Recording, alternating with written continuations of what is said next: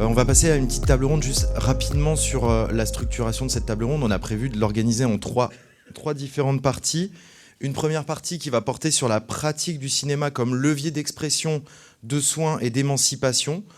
Autrement dit, en fait, la pratique du faire. C'est la raison pour laquelle on commence par cette projection. La deuxième partie traite de l'expérience du cinéma, celle du spectateur qui assiste et qui va se trouver affecté par l'image qu'il voit. Et la troisième partie porte sur le cinéma comme objet social et culturel, comme participant à l'élaboration, à la reproduction des représentations sociales et collectives. Et pour la première partie, consacrée au cinéma comme levier d'expression, de soins et d'émancipation, nous accueillons Nathalie Joyeux, que je te laisse te présenter rapidement à l'audience, et puis si tu veux bien présenter le film qu'on va voir, pour lequel la régie se prépare, je crois, à passer. Voilà. Je vais juste faire une petite parenthèse pour vous répondre, madame.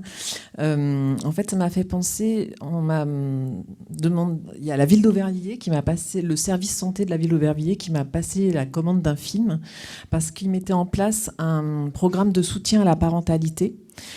Et j'ai été assez étonnée de voir comment ça fonctionnait et que ça marchait, quoi. En fait, c'est un programme qui vient des États-Unis et qui a démarré, qui est mis en place à Nice et qui maintenant essaye de se répandre comme ça dans plusieurs villes de France. Et donc en Seine-Saint-Denis et Aubervilliers, la première ville qui a décidé de mettre ça en place. Alors ça se fait à toute petite échelle. Donc on propose à des familles, alors parfois des familles qui sont repérées avec des difficultés, de participer à ce soutien à la parentalité qui consiste en 12 séances, une séance toutes les semaines. La première heure, les parents sont séparés des enfants, mais ils travaillent chacun de leur côté sur une même thématique par exemple, gérer les émotions ou le temps des écrans, etc. Et la deuxième heure, ils sont rassemblés pour travailler tous ensemble. Et en fait, c'est un programme qui fonctionne. Après, dans le temps, je ne sais pas, mais en tout cas, sur l'évolution de ces 12 séances, des 12 semaines, il y avait, et les enfants et les... Alors, il se trouve que quand je dis parents, c'est effectivement destiné aux parents, mais il n'y avait que des mamans. Mais effectivement, les choses ont vraiment évolué dans les familles. Après, est-ce que ça dure ? Ça, je ne sais pas. Mais effectivement, je pense que c'est un enjeu public, politique, et que ce genre de dispositif devrait s'étendre vraiment très largement. Et je pense que l'éducation nationale devrait être partenaire. Et voilà, je pense qu'il y a vraiment... C'est pas évident d'être parent, c'est pas évident, effectivement, de gérer le temps d'écran, par exemple. Et là, c'était étonnant, quoi. Les familles disaient, je pensais que c'était pas possible, et finalement, ça marche, quoi. Et voilà. Donc, il existe des choses mais il faudrait... que des expériences très petites, très locales puissent effectivement se multiplier. Alors donc, moi je m'appelle Nathalie Joyeux, je réalise des films documentaires, je fais aussi de la photo, j'interviens beaucoup auprès de jeunes publics ou d'adultes pour des ateliers de réalisation ou de photos. Et puis, j'organise aussi un festival de films documentaires à Clichy-sous-Bois, qui est une ville connue pour être le lieu où sont morts en 2005 Ziad Bouna, et qui a été le lieu de début des émeutes, qui est connue aussi pour être une des villes les plus pauvres de France. Et donc, amener le cinéma documentaire là-bas, dans un lieu où il n'y a pas de cinéma, c'était pas gagné. Et donc cette manifestation existe depuis 14 ans. Et après la première année, j'ai décidé d'associer les habitants au choix des films. et aussi au choix de à quel moment on montrait les films, etc. Et donc maintenant, j'associe des collégiens, des lycéens et des adultes étrangers qui participent à des cours de français au choix des films. Et voilà. Donc ça m'occupe pas mal aussi, en fait, pour me présenter. Ça représente un temps important de mon temps et de ma vie, quoi. Et alors là, ce qu'on vous présente, c'est un film d'atelier que j'ai mené dans un hôpital à Bondy. C'est un hôpital où travaille, enfin, c'est une association en fait entre Villévrard et l'hôpital de Villévrard et l'hôpital de Bondy, mais voilà, ça se passe à Bondy, et j'ai travaillé avec le service des troubles du comportement alimentaire des adolescents. Donc quand j'ai proposé de faire un atelier dans ce service, j'ai proposé un atelier de lettres filmées. La proposition, c'était que chaque jeune écrirait une lettre de son choix sur quelque chose de très important pour lui à la personne de son choix. Donc on a travaillé comme ça avec la psychologue qui s'occupait des jeunes en hôpital de jour. Et puis on a présenté ça au médecin chef de ce service, qui nous a demandé, lui, de retravailler pour travailler plus spécifiquement sur la question du corps. Donc le projet a évolué et donc on a proposé que les lettres seraient adressées à son corps. Donc du coup, voilà, les jeunes ont réalisé chacun une lettre filmée à son corps, donc avec des points positifs, enfin, avec des reproches sur son corps ou avec des remerciements à son corps. Et ça a été des travaux très très très forts. Mais les jeunes qui ont participé n'ont pas souhaité que ils aillent au-delà du cadre de l'atelier. Donc la restitution, c'était juste avec les différents participants et avec les médecins du service, avec l'équipe thérapeutique du service. Moment très très fort. Enfin, c'était d'ailleurs étonnant parce que tous les adultes étaient en larmes et les jeunes pas du tout. Voilà. Et il y a eu une deuxième... Alors, le regret, c'était que ce travail-là puisse pas être montré plus largement. Et donc, j'ai fait une autre proposition à la suite de ça, qui était de réaliser collectivement un journal filmé de la maladie. Et donc voilà, c'est un peu ce que vous allez voir en fait. Donc j'ai associé à la fois des jeunes qui étaient donc dans cet hôpital de jour, mais ça me paraissait important puisqu'il était question d'écrire quelque chose comme ça d'un journal de la maladie, qu'on arrive aussi à la guérison.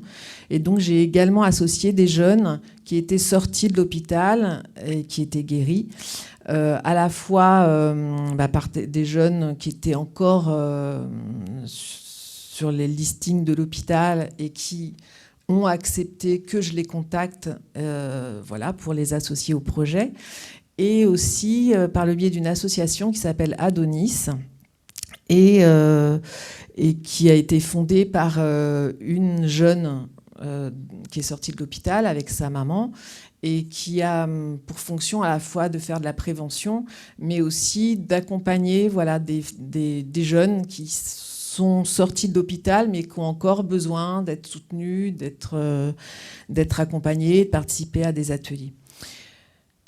Voilà. Alors, par rapport aux troubles du comportement alimentaire, juste pour situer un petit peu ces troubles.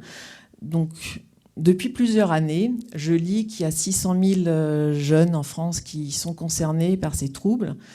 Je lis aussi que ça ne cesse d'augmenter, donc je pense que le chiffre des 600 000 n'est plus tout à fait exact. Il est aussi écrit qu'il y a 50% de jeunes concernés par les troubles du comportement alimentaire qui n'ont pas accès à des soins, ce qui est quand même un vrai et grave problème. D'autant plus qu'il y a 10% des gens qui sont atteints de l'anorexie en particulier, des TCA, qui... voilà, il y a 10% de décès. Et on sait que d'intervenir le plus rapidement possible permet d'enrayer et de guérir. Donc il y a un vrai enjeu public important. Et juste pour terminer, on va enfin voir le film d'atelier. Dire que cet atelier, il s'est fait dans le cadre d'un parcours passeur d'images de la région de France, donc mis en place par la CRIF, l'Association des cinémas recherche d'Île-de-France, et j'en profite pour remercier Claudie Le Bissonnet et Diane Olivier qui ont défendu ce projet. Donc je vous laisse regarder le travail.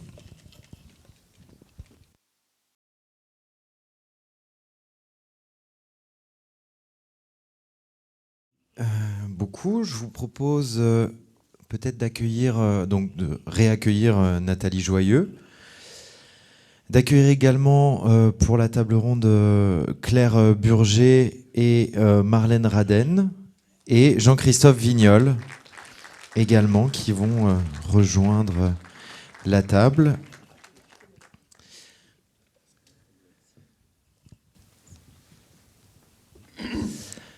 Je vous invite à prendre un micro et peut-être pour démarrer simplement, donc déjà je vais vous demander si possible de vous présenter au public, et si vous voulez soit réagir à ce qui a été dit juste avant, soit au film, ou répondre à la question qu'est-ce que c'est aussi pour vous la santé mentale. Voilà, je vous laisse libre de ça. Je propose qu'on commence par Claire Burger, donc petite présentation.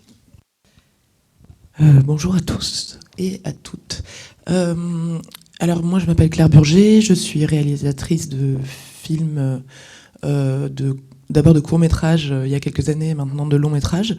J'ai réalisé 3 films qui ont peut-être tous la particularité d'être un peu quelque part entre la fiction et le documentaire, en tout cas qui travaillent cette frontière-là. Et qui travaille une autre frontière, qui est la frontière franco-allemande, puisque je suis originaire de Moselle-Est et que je suis vraiment née sur la frontière. Et que c'est quelque chose qui a traversé, je crois, tous mes films.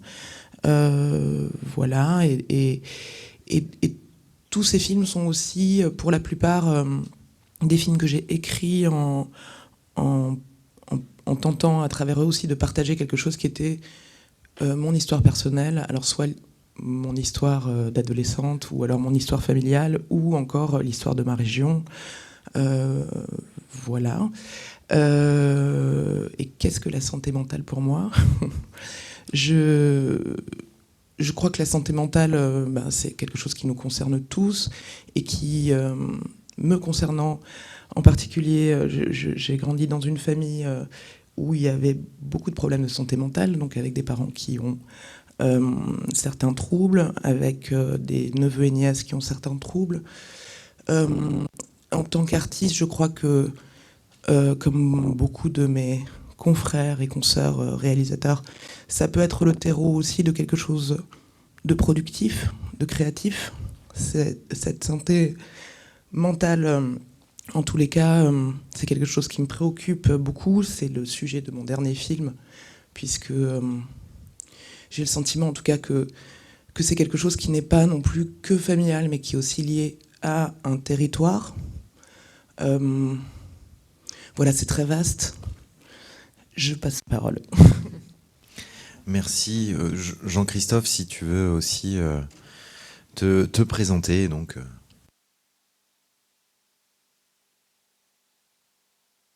Oui, bonjour à tous.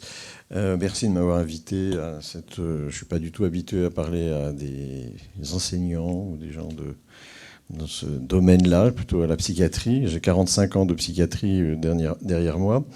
J'étais longtemps chef de service et chef de pôle à l'hôpital Vinatier à Lyon. Et maintenant, je m'occupe depuis une dizaine d'années de l'équipe mobile psychiatrie précarité. Donc c'est pour ça que la précarité et le problème de la santé mentale m'intéressent particulièrement autour des SDF de la ville de Lyon. Donc il y a une équipe mobile qui va à la rencontre des sans domicile fixe, des migrants, qui sont dans les squats, les bidonvilles, les tentes, enfin, tout ce qui devient très visible actuellement, entre parenthèses. Voilà. Et parallèlement, je m'intéresse énormément au cinéma, puisque depuis tout petit, j'allais aux séances de la Fédération des œuvres laïques le jeudi après-midi. Après, j'ai monté des ciné-clubs dans mon lycée, les collèges, l'université. Et j'ai toujours organisé des séances de cinéma. Je me suis même occupé d'une salle d'arrêt d'essai pendant 10 ans. Enfin, voilà.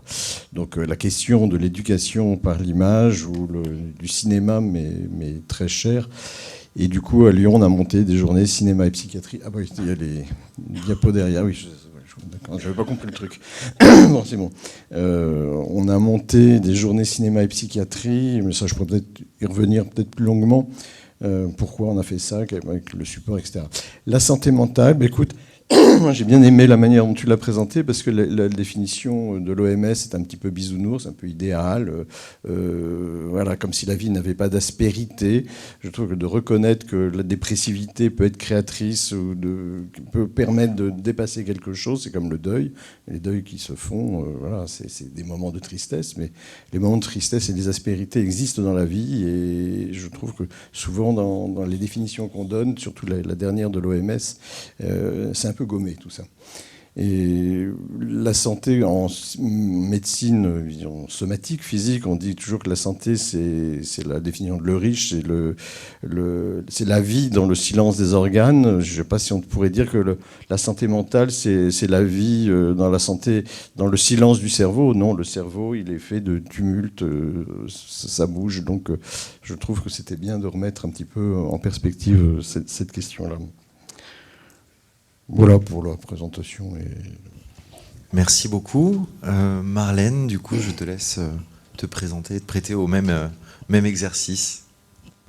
Alors bonjour à toutes et à tous, donc je suis Marlène Raden et je suis étudiante en M2 ici à l'Université de Lorraine, et mon master s'appelle Métier de la transmission du cinéma. Et dans le cadre de ma première année de master, l'année dernière, j'ai dû faire un premier mémoire de recherche et qui s'est intitulé Déstigmatisation de la santé mentale dans les séries télé. Donc voilà, je me suis intéressée à la représentation de la santé mentale et des troubles psychiques aussi dans les séries télé, qui sont un objet culturel de plus en plus consommé par le grand public. Donc je me suis surtout posé la question de la possibilité pour les séries d'acquérir un peu un statut d'outil pédagogique pour sensibiliser à la santé mentale auprès des jeunes, et comment aussi les professionnels peuvent s'emparer de cet objet qui est finalement la fiction audiovisuelle. Et qu'est-ce que la santé mentale pour moi ? En me posant la question, je me suis rendu compte que le terme de santé mentale avait un peu perdu de son sens pour moi dernièrement, et de son aspect, de son écho positif, parce que il est montré et dit en abondance dans les médias, et ce qui est aussi une très bonne chose. J'entends bien que c'est une très bonne chose de enfin parler de santé mentale. Mais du coup, m'obliger à me pencher sur cette vaste question, ça m'a fait revenir, un peu comme Claire Burger, à mon histoire personnelle, et à comment, moi, dans ma famille, là, les problématiques de santé mentale sont entrées, et donc voilà, ma famille a été un peu chamboulée, abîmée même par ma maman qui est atteinte d'un trouble bipolaire, et donc on n'imagine pas à quel point ça peut avoir des répercussions sur absolument tous les membres de la famille, et à quel point tout peut être, tout peut partir un peu, tout peut se déséquilibrer en tout cas. Et et voilà, et c'est après voilà, s'approprier son histoire personnelle, son vécu psychique, et surtout être à l'écoute d'autrui. Et moi, je vois bien aussi dans mes études, je suis quand même à ma 8e année d'études, c'est beaucoup. Au fil des discussions avec mes camarades, mes amis, je vois bien que voilà, toutes les questions d'angoisse, d'anxiété au quotidien nous portent, et voilà à quel point aussi c'est important d'échanger sur tout ça, et d'essayer d'avoir un discours réparateur et très empathique. Pardon. Oula. Je voulais juste revenir sur le terme qu'avait employé hier Nathan Ambrosioni pour la projection de son film. Il disait à quel point le cinéma pouvait aussi éduquer des humains empathiques, et j'aime beaucoup, ça a beaucoup résonné en moi, et voilà. Merci beaucoup. Nathalie, je ne sais pas si tu voulais éventuellement proposer, nous expliquer pour toi ce que c'était la santé mentale, peut-être en plus réagir en lien avec la projection de ton ou la production des films, de différents films que tu as fait.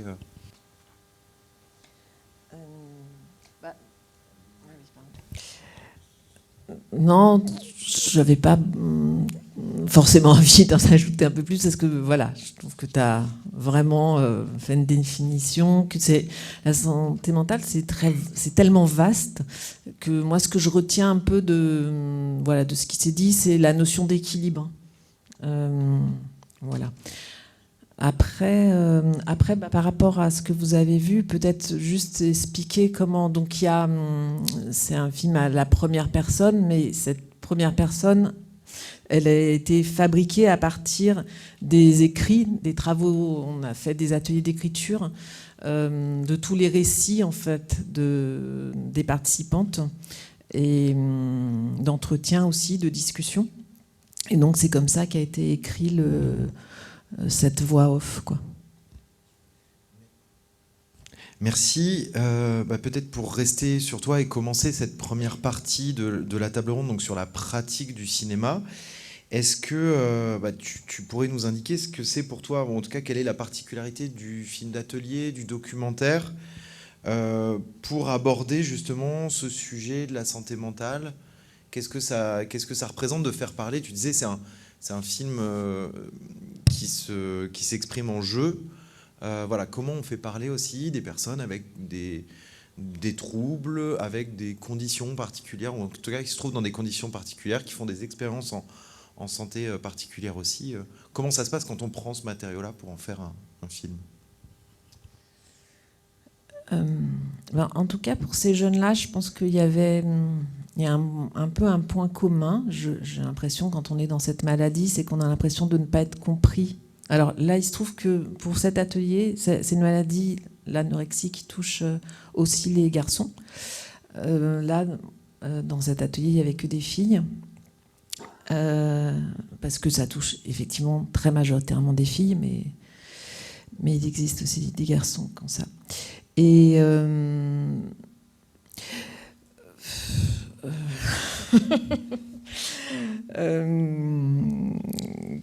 dis-moi précisément la question. Non, la question, elle portait finalement sur le fait de en quoi la forme aussi documentaire, elle est intéressante pour. Alors, ouais.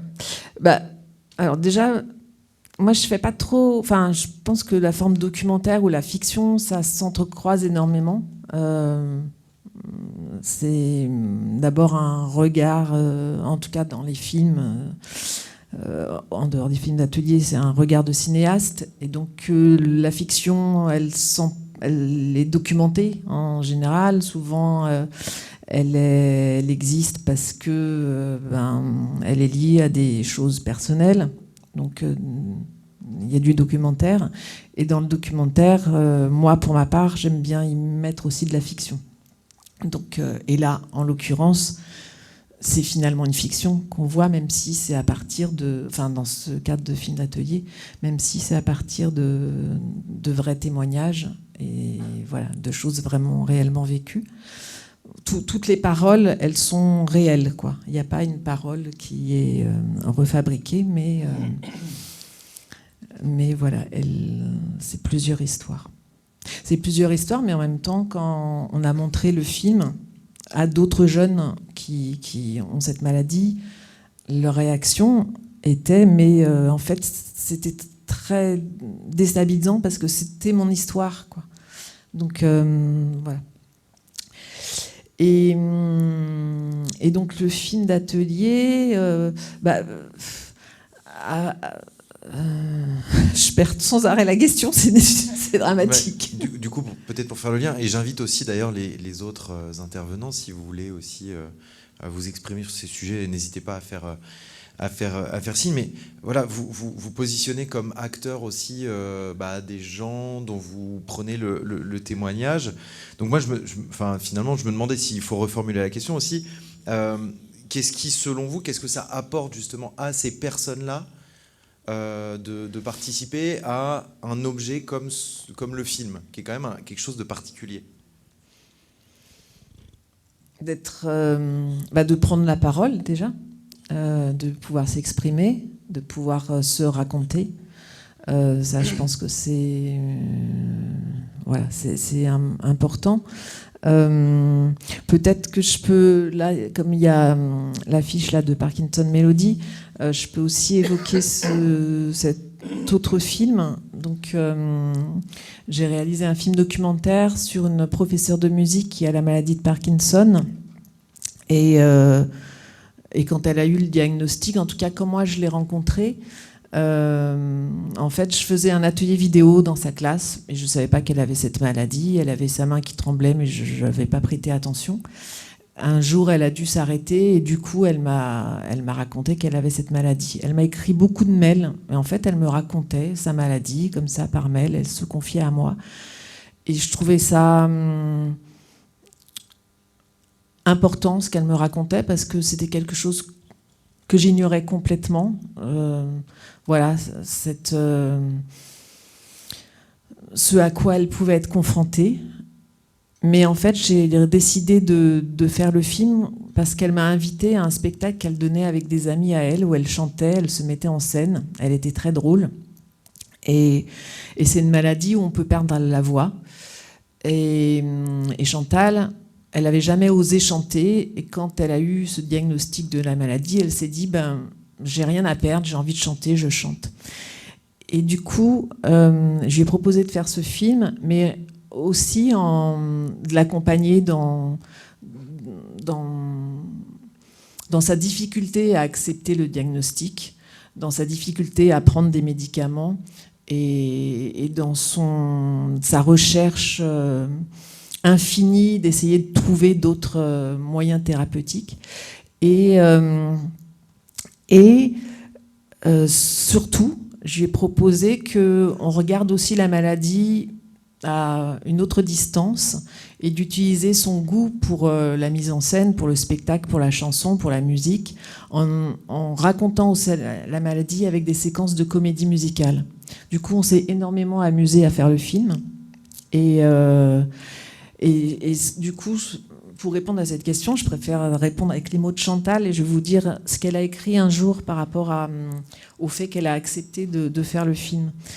Donc elle dit « Avant d'accepter le projet de film de Nathalie Joyeux, je cherchais à cacher mes tremblements plutôt qu'à les exhiber sur grand écran.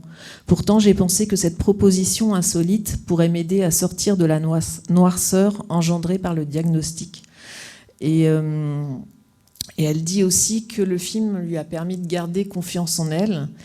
Et elle avait dit aussi, et ça se retrouve aussi chez les jeunes, c'est que quand elle a eu le diagnostic de la maladie de Parkinson, elle a tout de suite eu envie de trouver des témoignages. Qu'elle en a trouvé, mais pas énormément finalement, et qu'elle s'est dit que son témoignage pourrait peut-être servir à d'autres. Et ça, c'est aussi quelque chose dans les jeunes filles qui étaient sorties de l'hôpital, qui allaient mieux, pour certaines qu'on pouvait même dire vraiment guéries. Il y avait vraiment ce désir de faire connaître cette maladie, mais de pouvoir aider d'autres d'autres personnes, d'autres personnes malades. Voilà. D'accord. Et après, qu'est-ce que ça leur apporte? Alors, pour les jeunes filles de l'atelier,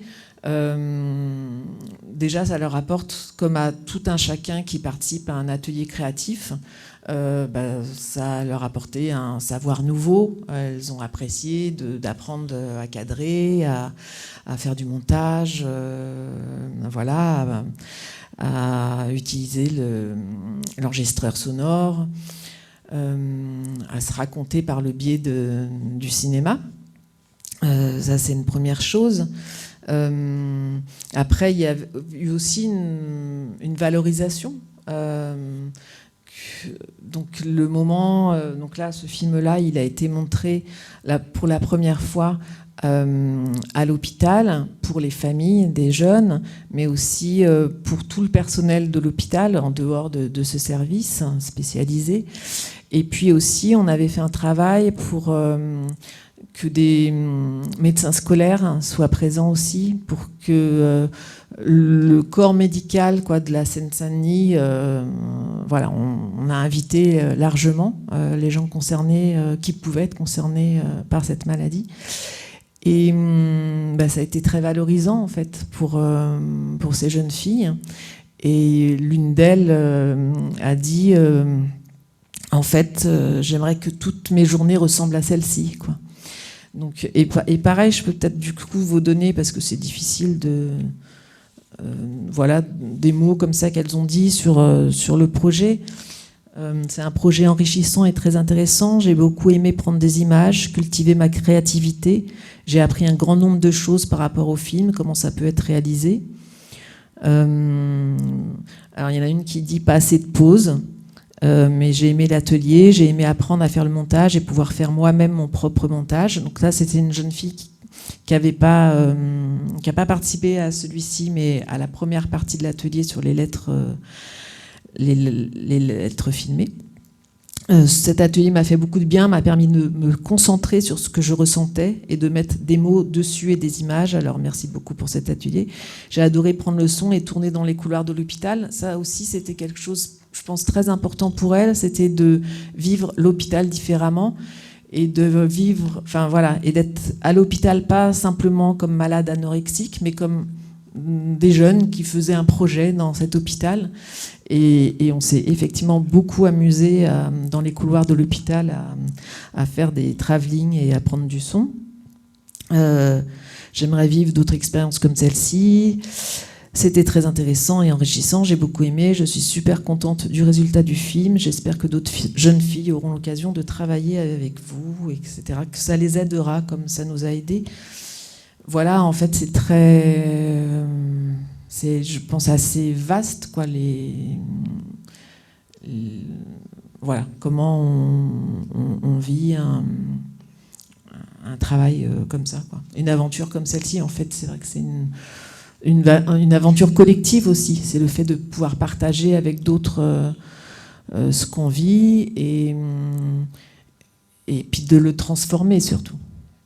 D'en faire quelque chose d'autre que de ne pas simplement subir la maladie, mais d'en faire un acte de création et du coup de prendre une sorte de pouvoir sur la maladie. Merci. Jean-Christophe, peut-être sur cette question de la pérédance, ou en tout cas de l'effet que peut avoir le film pour partager justement à d'autres ce que ça veut dire l'expérience, soit de la santé, soit de la maladie, ou bien aussi voilà, peut-être essayer de... Ton regard sur le fait d'être acteur finalement directement d'un objet comme un film ou autre. Oui, alors sur les films d'atelier, effectivement, pour nous, du côté du soin, le support cinéma, c'est pas un support comme un autre, mais c'est quand même un support qui permet de travailler autour de la maladie. C'est-à-dire que on utilise beaucoup les groupes en thérapie, et le fait d'être ensemble, de travailler ensemble, de concevoir ensemble, c'est quelque chose qui déjà permet de mettre en forme un peu le chaos, j'ai envie de dire, dans lequel les personnes sont, et aussi interagir ensemble. C'est-à-dire, ne faut pas oublier que la psychiatrie, c'est quand même la maladie mentale, c'est toujours une maladie du lien social, mais du lien à soi. C'est une pathologie du lien, la maladie mentale. Donc tout ce qui peut remettre en lien, je veux dire, peut être intéressant. C'est-à-dire que le groupe, alors que ce soit le groupe journal, le groupe d'écriture, mais le cinéma met en beaucoup de choses en jeu. Le montage, l'écriture et la vision du film. C'est très important de pouvoir restituer le film aussi et qu'il y ait un public, c'est-à-dire de penser qu'il y a un destinataire, c'est-à-dire qu'il y a quand même un autre, c'est-à-dire que dans la psychose, il n'y a pas d'autre. Donc déjà de réintroduire l'idée qu'il peut y avoir un autre à qui on va s'adresser, c'est extrêmement important au niveau thérapeutique. Voilà. Et je pense que le cinéma, l'utilisation du cinéma nous aide énormément, parce que en soi, le cinéma, c'est quand même une expérience perceptive, j'ai envie de dire très intime, mais en communauté, en collectif. C'est-à-dire qu'on partage quelque chose qui est intime, mais ensemble. Et que le travail du cinéma, d'ailleurs des très bons films, c'est le travail de mémoire qu'il va y avoir après. C'est-à-dire que les traces qu'ils vont laisser... alors je m'égare un peu, je pars dans tous les sens. On dit souvent que le cinéma peut nous rendre meilleurs, mais on a tous des films extrêmement importants, surtout à l'adolescence, vous qui êtes prof, où on rencontre des films, où des films ouvrent sur quelque chose dans la vie, ou apportent une solution ou des réponses à des questions existentielles, ou découvrir la vie, découvrir la sexualité, découvrir un certain nombre de choses. Et je crois que les grands films, les bons films, c'est ce qui laisse comme ça, qui ouvre l'individu sur quelque chose. Et il y a des films qui poursuivent toute la vie. C'est-à-dire que ces films importants, c'est quand on les revoit tous les 10 ans, et ben on voit qu'on a changé, on voit le chemin qu'on a traversé. Et ça, c'est une introspection qui est extrêmement salutaire. Bon, ça, je suis parti des films films d'atelier, mais bon, bref. Et je voulais aussi rebondir sur le documentaire. Le documentaire et la fiction, c'est quand même pas la même chose dans la démarche du cinéaste. Je trouve que le cinéaste documentaire, moi, pour avoir participé à un film dans mon service il y a quelques années, c'est quand même la rencontre d'un individu avec sa subjectivité qui va rencontrer un groupe professionnel et qui va s'immerger. Et là, il y a des vraies rencontres qui se font ou qui ne se font pas. En fiction aussi. Alors, mais ce qui est intéressant, je trouve, dans le documentaire, c'est le fait que le documentariste va ramener souvent 50, 100 heures de rush, et qu'il y a autant... En fiction aussi. Oui, mais en fiction, on sait où on va. Et que... Oui, non, mais c'est vrai, oui, non, oui. Oui, tu répondras parce que c'est ça. Mais je trouve que c'est la rencontre d'un milieu quand même, disons, professionnel différent et des personnes différentes. Et pour nous, dans nos journées cinéma et psychiatrie à Lyon, ce qui nous intéresse beaucoup, c'est d'avoir cette présence du cinéaste. Pourquoi il a monté le film comme ça? Pourquoi il a gardé ça et pas ça? Ça dans le documentaire, quand même, c'est peut-être plus pertinent. Enfin, je suis d'accord. Bon, bref. et c'est surtout, c'est pas le même regard que le regard du professionnel. Un film qu'on avait fait dans mon service s'appelle Murmure. Le jeune cinéaste, il était venu une semaine. Je lui ai dit, bah, tu vois, déjà pour voir qu'on teste la distance avec elle, il est avec les professionnels, avec les patients, avec comment ils se situent.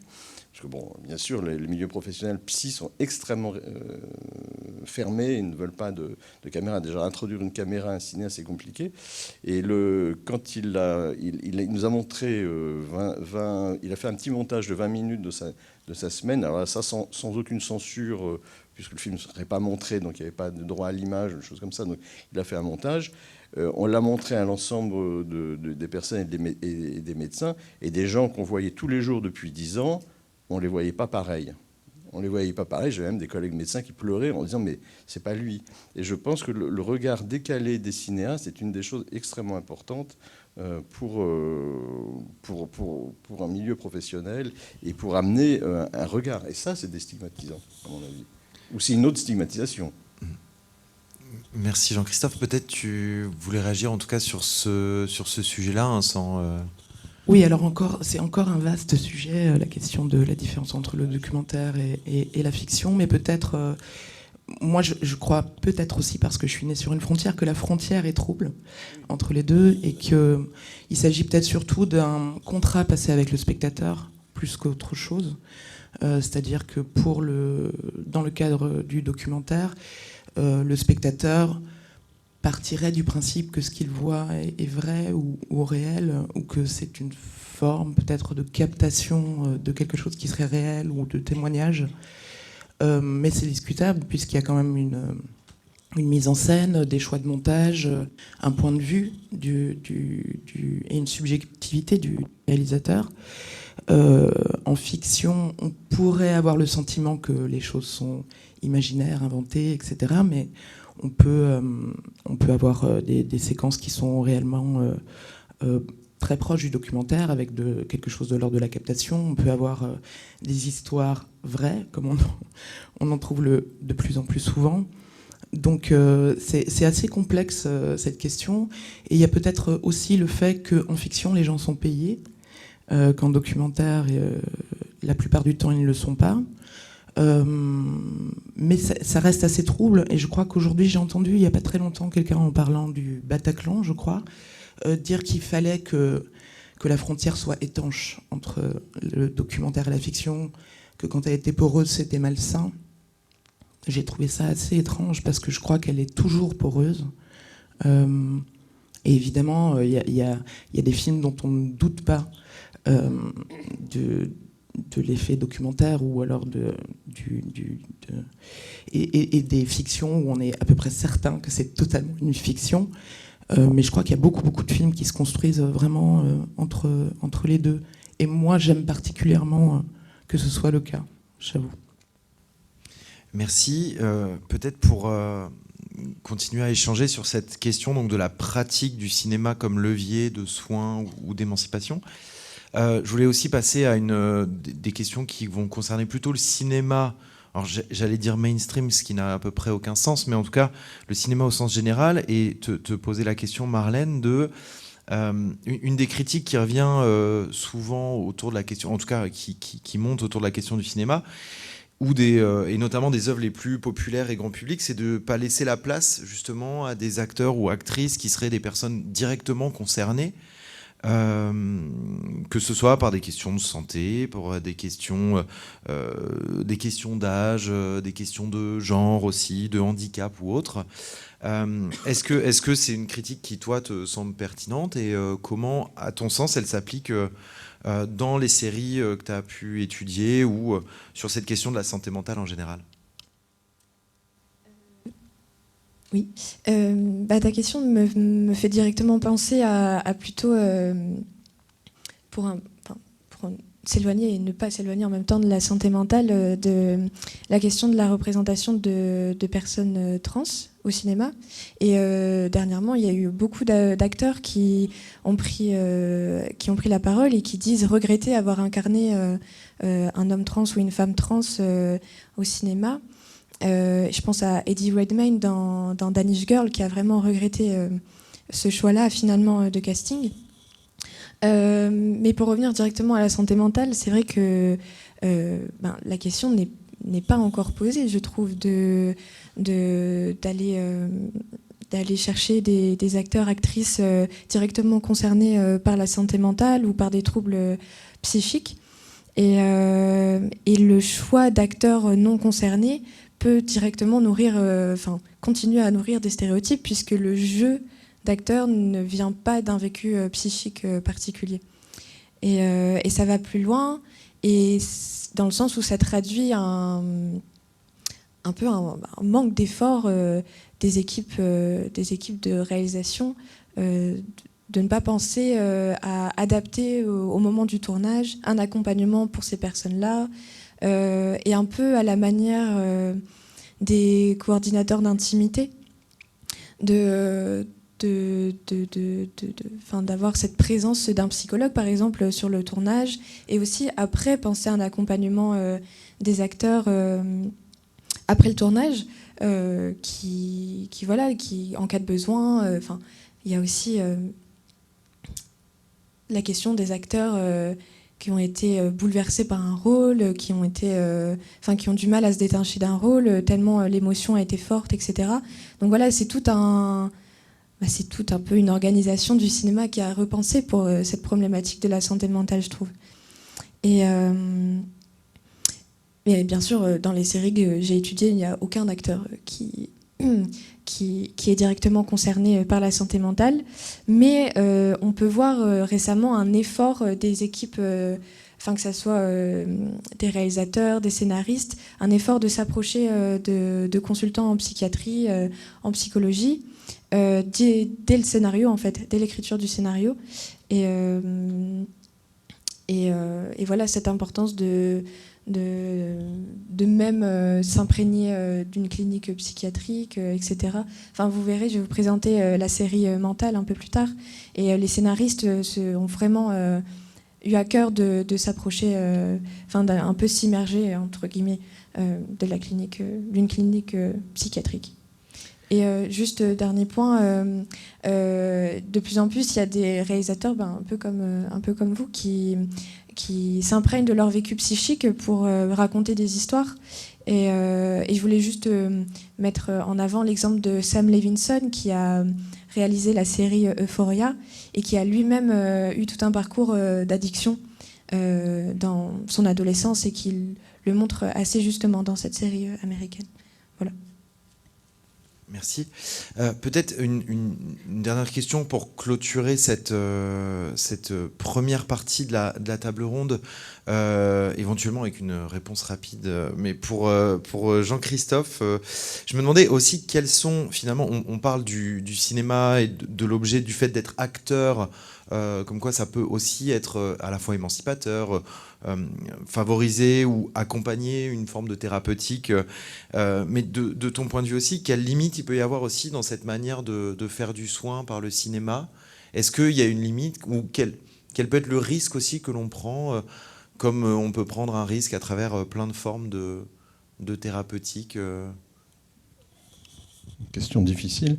Je peux témoigner que, par exemple, le documentaire qui avait été fait dans le service dont j'avais la charge,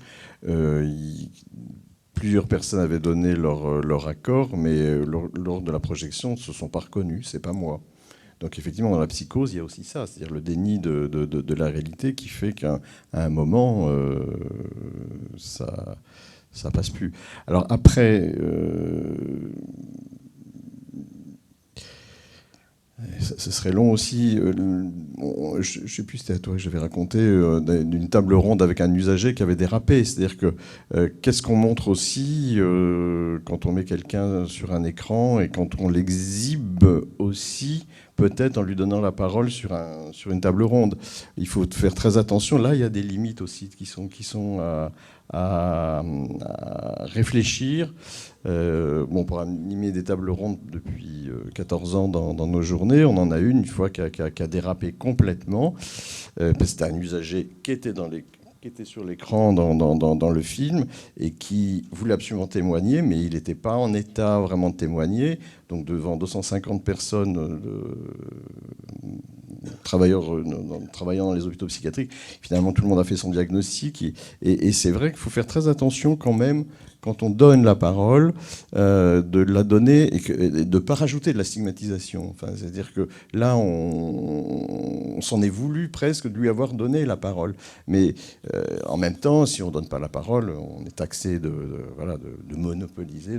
Donc il y a des limites quand même qui sont celles j'ai envie de dire, de la folie, et notamment de la psychose.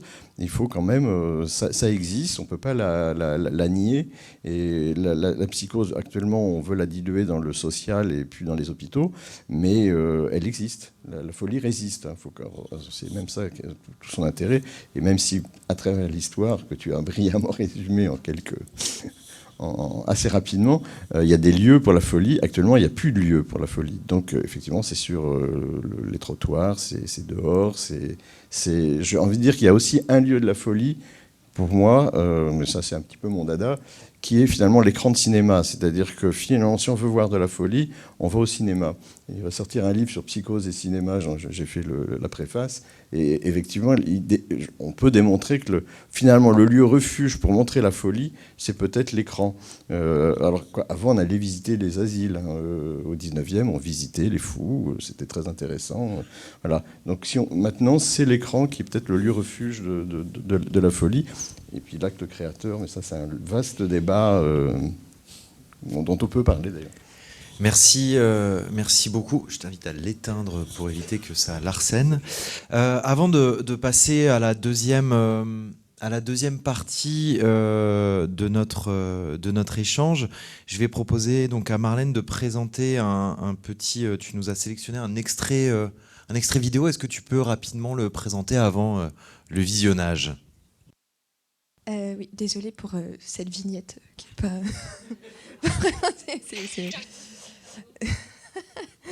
C'est un peu drôle. Oui, en fait, je voulais vous présenter un extrait de la série Crazy Ex-Girlfriend, une série américaine réalisée par Rachel Bloom, et dans laquelle on suit Rebecca, une brillante avocate, qui quitte sa vie new-yorkaise pour s'installer en Californie dans l'espoir de reconquérir Josh, qu'il avait quitté des années plus tôt. Et dans l'extrait que vous allez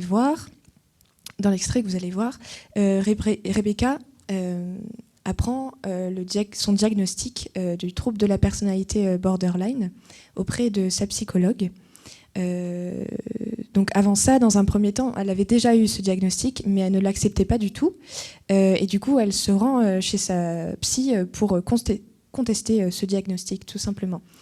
Et au cours de la discussion, elle va vraiment réaliser par un rythme un peu de flashback, vous allez voir, il y a plein de flashbacks, que en fait ce diagnostic lui correspond parfaitement vu qu'elle coche tous les symptômes que lui cite sa psychologue. Et alors désolée, mais l'extrait est en anglais, sans sous-titres.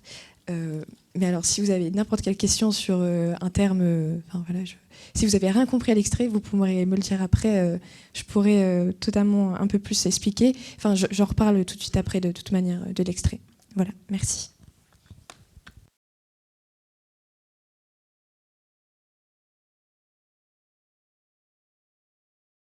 Merci. Marlène, du coup, est-ce que tu voulais nous en dire un peu plus peut-être sur cet extrait et sur les effets qu'il a pu avoir, notamment sur les personnes qui l'ont vu, regardé ?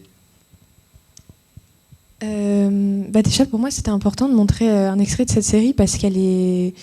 c'est une série qui parle vraiment pas directement de santé mentale et qui, en fait, est très, très rafraîchissante, finalement. Et il y a des ressorts vraiment comiques. Et c'est aussi une série qui reprend les codes de la comédie musicale. Et il y a aussi toute une chanson après où dans la rue, elle va chanter I have a diagnosis. Donc elle est hyper heureuse d'avoir enfin son diagnostic.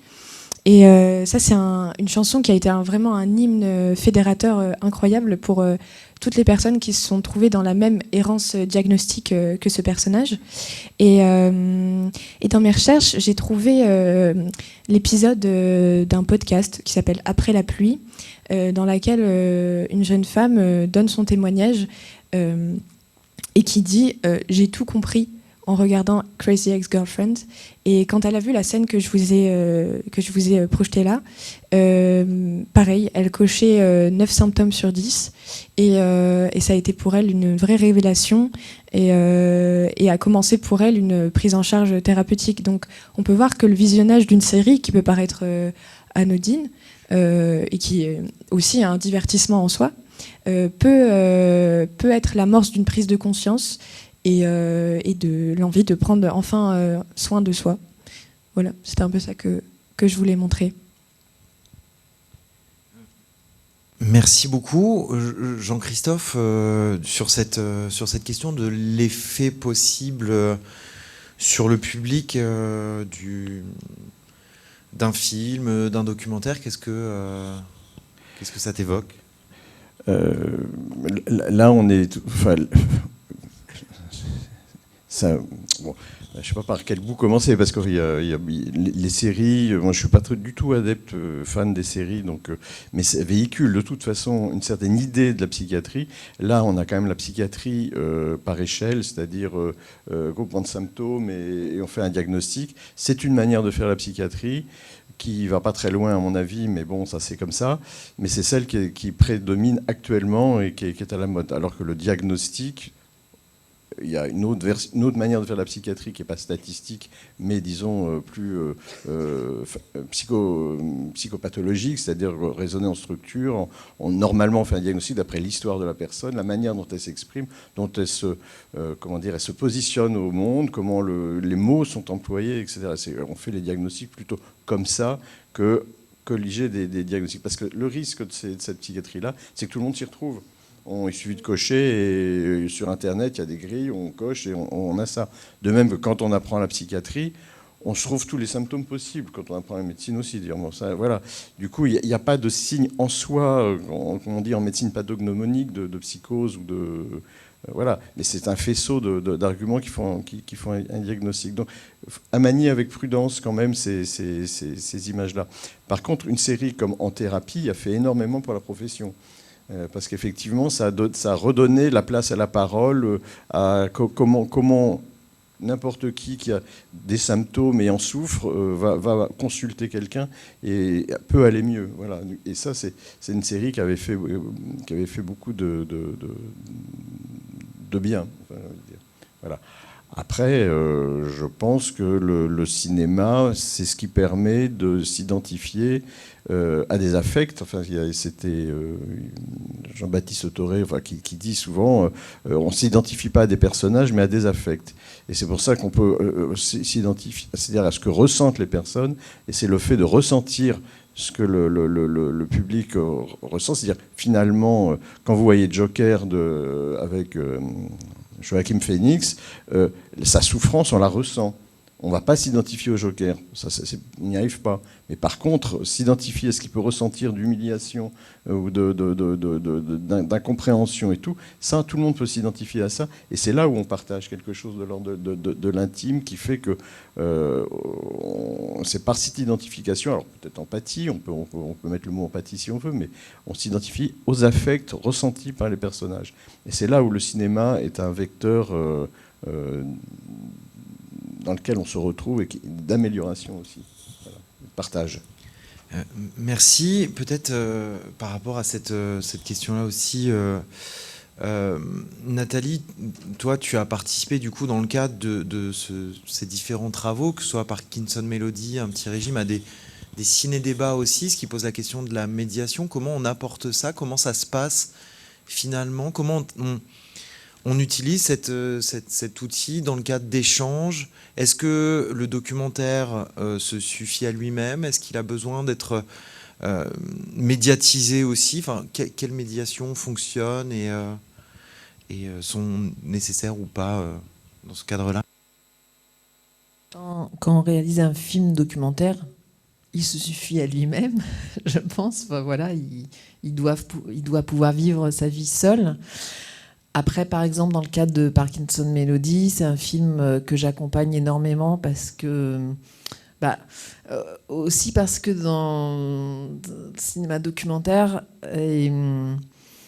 il y a bien moins de budget pour la diffusion et pour faire venir le public. Et c'est vrai que les organisateurs de séances savent qu'ils auront plus de public s'il y a des invités et qu'il y a des rencontres. Donc voilà, je fais cette démarche d'aller à la rencontre du public. Et puis c'est très agréable de rencontrer le public. Donc voilà, le film se balade encore. Il a été terminé en 2020 et on continue à le montrer avec Chantal, la protagoniste du film. Donc comment... après, ce sont des échanges et effectivement, c'est un moment très important au cours de la diffusion de ce film. On rencontre énormément de personnes touchées par la maladie. Et Et c'est vrai que le film et la rencontre ont des effets très importants sur certains spectateurs. Et voilà, il y a quelque chose qui m'avait marqué et qui s'est d'ailleurs reproduit. Lors d'une des séances, il y a un monsieur qui a pris la parole pour dire qu'il n'avait jamais voulu parler de sa maladie en dehors de le strict famille, voilà. Mais à son travail, à ses amis, il n'avait jamais pu parler de sa maladie. Et que là, il prenait le micro pour en parler lors de cette séance. Et j'ai eu de ces nouvelles plus tard. Et le film a fait que, il s'était décidé à dire qu'il était atteint de cette maladie. Donc ça provoque évidemment beaucoup de choses. Dans le cas de Parkinson Melody, ça donne aussi... c'est une maladie terrible, hein, parce qu'on sait qu'on ne peut pas en guérir et qu'on va de moins en moins bien.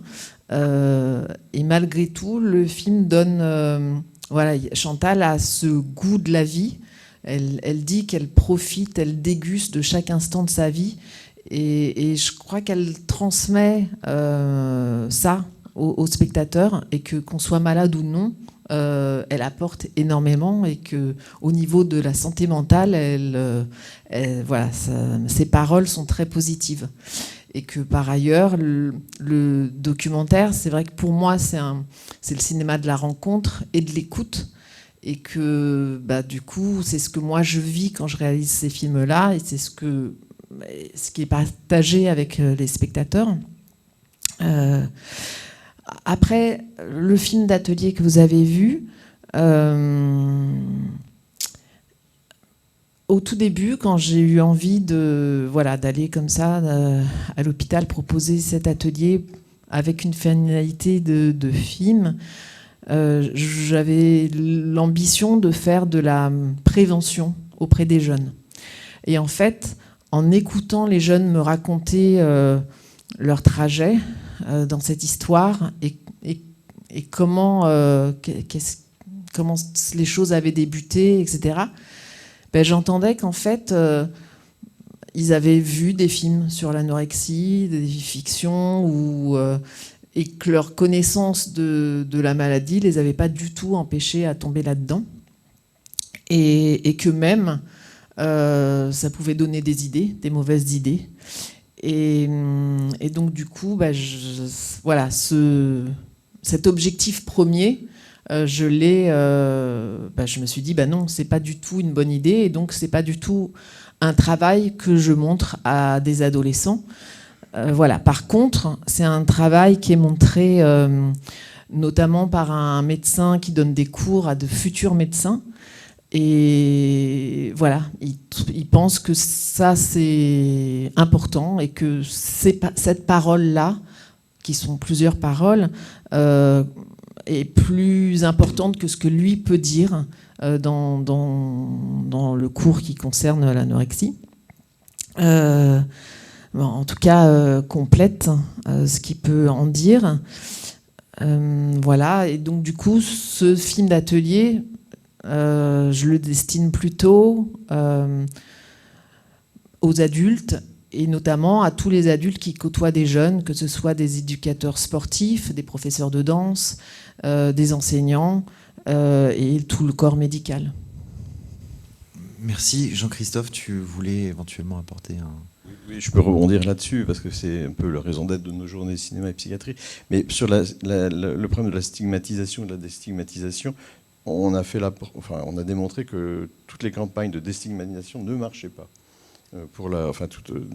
D'information comme ça ne fonctionnait extrêmement mal. C'est Jean-Claude Roland de l'OMS qui le dit, d'où l'intérêt des ciné-débats. Les ciné-débats, on les a réintroduits justement pour ça. C'est-à-dire que la folie il faut la médiatiser, il faut un tiers pour en parler. Autrement, ça se reçoit comme ça, et ça peut être aussi très contre-productif. Enfin, autrement, vous avez dans les petits produits finis, il y a sur le site d'Art Convergence, je fais la pub pour eux, c'est des petites vidéos de 3 minutes qui sont des produits finis qui parlent de l'anorexie, il y en a des centaines. Il y a un prix tous les 2 ans, prenez les films primés, déjà vous avez le haut du panier qui sont très bons, mais qui sont faits par des usagers, et dans la volonté de faire quelque chose, de dire quelque chose de la maladie. Ce que je voulais rebondir sur ce que tu disais, c'est qu'effectivement, nous, nos journées cinéma et psychiatrie qu'on a mis en place à Lyon, c'est au départ pour former les professionnels de la santé. C'est-à-dire que le cinéma, en partageant des situations cliniques, des films d'atelier, c'est aussi une manière pour les professionnels de la santé, c'est-à-dire les infirmiers, d'entendre quelque chose du patient ou d'un regard tiers d'un réalisateur pour voir le patient différemment et absolument avancer dans déstigmatiser. On peut déstigmatiser, on peut faire un travail de déstigmatisation. C'est difficile d'enlever les stigmates, mais de déstigmatiser, de parler de la maladie. Et c'est vrai que moi j'étais dans un hôpital où on ne voulait jamais parler de santé mentale, c'était absolument un mot tabou, etc. Et c'est pour ça qu'on a monté ces journées-là. 14 ans après, maintenant elles sont dans la ville, c'est ouvert au public, mais c'est l'idée aussi qu'il faut déstigmatiser pour les travailleurs sociaux ou pour les personnels infirmiers. Moi, je travaille avec essentiellement les travailleurs sociaux dans la précarité, les hébergements d'urgence, avec les SDF et le SAMU social, etc. Ce cinéma-là permet de déstigmatiser auprès des travailleurs sociaux ce que c'est que la psychiatrie. Voilà. Parce que on a beau avoir enlevé le mot psychiatrie pour le remplacer par santé mentale, c'est quand même de folie dont il est question. Folie au sens noble du mot. Je veux dire. Voilà. Et ça fait peur. Donc à partir du moment où on rentre dans le cas clinique où un film fait autour d'un personnage qui est malade et qui devient attachant dans un film, là on a gagné terriblement de déstigmatisation, d'entrer en contact et d'accepter la différence de l'autre. Merci. Marlène, sur ce sujet-là, j'ai appris dans le mémoire que tu as écrit qu'il existait en fait désormais des guides qui accompagnent les réalisateurs pour représenter la santé mentale et accompagner la réalisation de films. Est-ce que tu peux en dire plus, parler un peu de ce dont il s'agit, ce qu'on voit, je crois, un peu aussi au-dessus? Est-ce qu'il y a l'autre slide plutôt? Oui, merci, génial. Oui, en fait, je me suis rendu compte que déjà, je me suis moins intéressée au visionnage dans une salle de cinéma, qui est quand même le lieu collectif par excellence, et je me suis demandé ce qui pouvait se passer dans le cadre familial et domestique du fait de visionner des fictions. Et je me suis rendu compte que des plateformes de streaming comme Netflix ou HBO mettaient à disposition des guides de discussion, des outils pédagogiques pour accompagner le visionnage de séries. Et là, vous avez l'exemple du guide de discussion autour de la série 13 Reasons Why, qui a fait sujet d'énormément de politique. D'ailleurs, il y a quelques années, Netflix beaucoup d'associations ont pris... ont défendu... on fait groupe pour dénoncer un peu certaines représentations dans cette série. Et Netflix a été obligé de supprimer la scène du suicide d'Anna, donc la personnage principale. Et donc ils se sont dit qu'ils allaient prévoir des ressources pédagogiques pour parler de harcèlement auprès d'enfants, dans le cadre familial, et d'engager la discussion entre parents et enfants. Et donc voilà, vous avez ces deux intitulés, questions pour aider à démarrer la conversation et conseils pour regarder la série. Et notamment, ils font le conseil de, s'ils veulent, de faire pause pendant l'épisode, de pouvoir parler avec l'enfant et d'engager la conversation.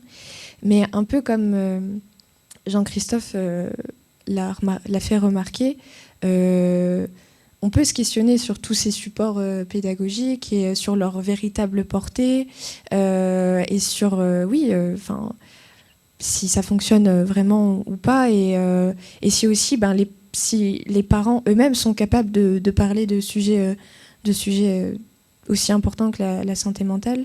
Et voilà, c'est toute la question de comment lier l'éducation avec le divertissement, et voilà. Je ne sais pas si vous voulez réagir.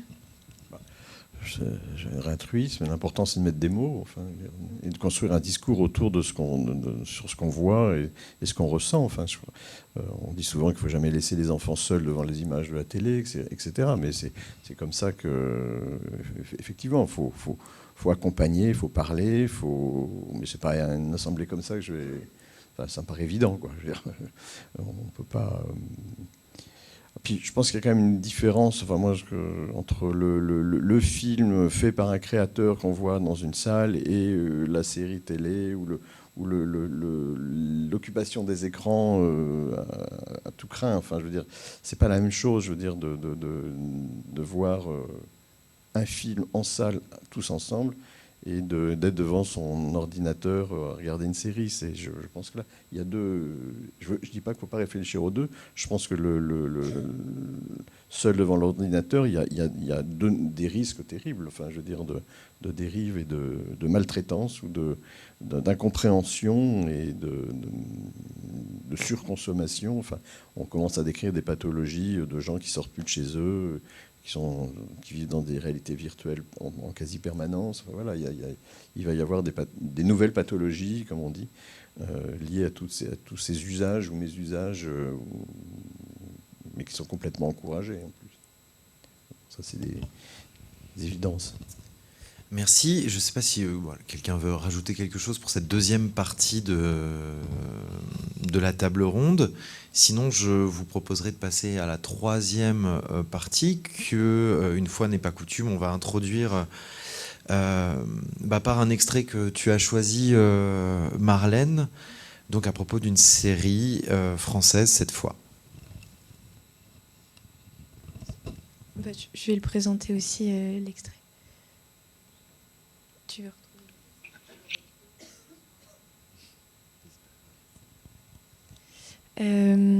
Donc j'avais à cœur de vous présenter cette série qui s'appelle Mental. Je ne sais pas si vous la connaissez. Je connais les gens qui l'ont fait. Ok. Et donc c'est une série qui est d'ailleurs disponible sur France TV en ce moment, si l'envie vous en dit de la regarder. C'est seulement 2 saisons et c'est des épisodes de 25 minutes, donc ça se regarde très très bien. Et donc dans cette série, on suit le quotidien d'adolescents dans une clinique pédopsychiatrique. Et surtout, on se concentre sur 4 personnages, donc 4 adolescents. Et l'extrait que vous allez voir montre le personnage de Mélodie qui a eu l'autorisation de quitter la clinique pour rentrer chez elle et continuer le soin plutôt chez elle avec un traitement médicamenteux. Et ça pose la question de l'après, de comment l'accompagnement continue, comment le soin continue. Et aussi que le retour chez soi peut être pas si... dans certains cas, ne peut ne pas être si heureux que ça. Voilà.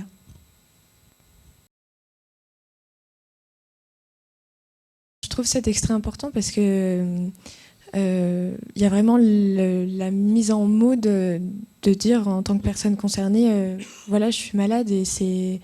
je trouvais ça hyper important comme représentation aussi, et que voilà, la parole soit prise par un personnage concerné et pas tout le temps par le personnel de soins. Et aussi dire que la construction identitaire ne se définit pas seulement par la maladie. On voit que elle a tout. On voit que faire du contenu vidéo, elle lui plaît énormément, mais que même ça, elle n'arrive plus. Et puis ça parle aussi d'une problématique assez contemporaine, qui est cyberharcèlement. Elle dit à quel point certains commentaires ont pu la blesser. Et voilà, je trouve que c'est une série qui a plein de force comme ça, qui parle vraiment de sujets un peu plus rares. Et il y a aussi beaucoup de personnages de pères aidants. Voilà, il y a un personnage qui a été interné quelques années avant dans cette même clinique et qui vient donner des ateliers d'art-thérapie, etc. Et enfin voilà, je trouve que c'est aussi une série très rafraîchissante pour ça. Merci. Est-ce que soit quelqu'un veut réagir à l'un de vous deux, réagir à cet extrait ou ajouter quelque chose sur cette... Oui, je crois c'est deux filles qui font ça, non ? Cette série, je crois que je les ai rencontrées plusieurs fois à Bruxelles et qui font cette série. Les scénaristes, c'est Victor Lockwood et c'est un homme et une femme en tout cas. Ah oui, non, c'est peut-être pas parce que. Mais ils ont été accompagnés par deux psychologues femmes. Oui, bah c'est ça, c'est elle que j'avais dû rencontrer. Oui, je pense que c'est ça alors. Oui, c'est une série qui est assez juste en plus, qui est assez bien. Oui. Mais oui, le cinéma permet aussi de parler... Enfin, moi, je voulais revenir sur un type de film qu'on voit régulièrement. Nous, dans les sélections pour nos journées, c'est des cinéastes qui font des films sur leur propre maladie. C'est-à-dire que c'est comme usagers, mais artistes, et qui arrivent à faire des films sur leur pathologie ou aussi lever les secrets de famille. C'est-à-dire le cinéma comme investigation et mise en forme finalement du chaos familial. Et ça, tous les ans, on a 2-3 films qu'on pourrait sélectionner de ce style. Et en plus, ça fait des superbes films, parce qu'en plus, c'est des gens qui maîtrisent le cinéma, la durée, la durée des plans et tout. Et c'est presque, on s'est amusé à appeler ça des auto-patho-biographies. Mais voilà, et c'est un genre assez intéressant. Et on voit bien aussi comment l'acte créateur vient aussi de sa propre fêlure interne, voilà, et créer des films, et que le cinéma peut être un outil d'investigation, et notamment le cinéma documentaire de création, entre guillemets. Voilà. C'est une petite aparté comme ça. Nathalie, est-ce que tu voulais soit réagir à ça, ou éventuellement, moi je me questionne quand tu montes, quand tu as les idées aussi, là, en l'occurrence, dans un film d'atelier. Enfin, comment on accompagne aussi à la fois les gens qui font dans la recherche de quelles images, comment on va montrer, comment on va illustrer, et dans quelle mesure on prend en considération aussi, ou tu tiens compte de l'image que ça va renvoyer, finalement, des représentations qui vont être renvoyées après, que ce soit de la maladie, par exemple, je pense à la maladie de Parkinson, ou bien, là, il y avait voilà, plein de manières de figurer finalement la maladie sans jamais la montrer directement, en tout cas pas en montrant directement des corps ou autre. Donc comment est-ce qu'on, dans la pratique peut-être de réalisation, on tient compte de ça ? C'est tout d'abord en écoutant beaucoup. Voilà, c'est plutôt, voilà, c'est ma règle, mais c'est naturel, quoi. C'est d'écouter beaucoup ces personnes. C'est vrai que pendant le Parkinson Melody, j'avais vraiment ce souci de me dire, à la fois il y avait ce désir de pouvoir rire de la maladie et en même temps de ne pas blesser les spectateurs. Et donc c'est une frontière fragile, quoi.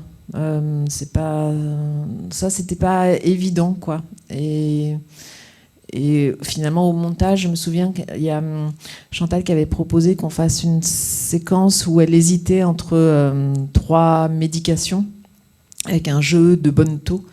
Et en fait,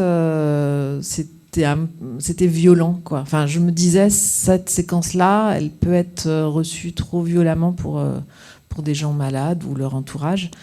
Et oui, après, il y a des précautions, oui, bien sûr, dans la fabrication d'un film.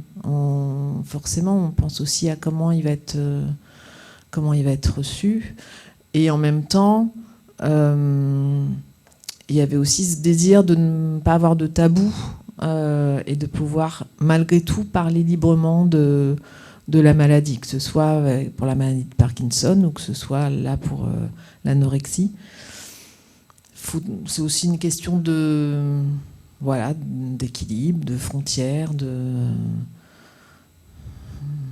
mais ça passe d'abord par de l'écoute, quoi, et évidemment de faire les films avec les personnes qui sont concernées. Ça aide énormément à pas faire de bêtises, ou pas en faire trop. Merci beaucoup. Ça rejoint finalement cette question aussi de c'est un terme qu'on utilise beaucoup depuis le début de la matinée, celle de la stigmatisation, de la déstigmatisation. Donc ma question finalement, à la fois à vous trois, c'est qu'est-ce que ça veut dire finalement stigmatiser, déstigmatiser, et puis surtout par quel biais ça passe, la stigmatisation, la déstigmatisation. Jean-Christophe, tout à l'heure, tu parlais du Joker. C'est vrai que la performance de Joaquin Phoenix a pu être aussi... ça singe aussi beaucoup la folie. Finalement, c'est une sorte d'hyper-expression. C'est assez spectaculaire aussi. On a beaucoup de représentations très spectaculaires de la folie. Voilà. Comment ça stigmatise, ou comment on peut savoir, justement, quand on travaille sur cet objet qu'est le cinéma, à quel moment on peut se dire, OK, là, ça stigmatise, là, ça produit des représentations négatives par rapport à une maladie ou autre, et à quel moment on sait que justement ça travaille à déstigmatiser?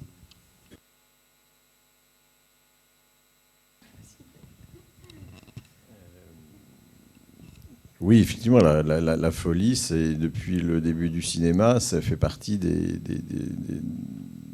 puis même de la peinture, de la représentation. Ça a toujours été un objet pictural, un objet de théâtre, un théâtre de la folie, ça de Marassade, enfin, etc. Il y a toujours eu quand même une monstration de la folie. Et au 19e, on allait à la Salpêtrière visiter les fous pour voir leurs contorsions, etc., etc. Et puis il y a le bal des folles, il y a eu 2 films sur le bal des folles, etc. Ça a toujours fasciné la folie, et la folie a toujours fasciné les cinéastes, qu'ils soient du muet, la figure du fou, voilà.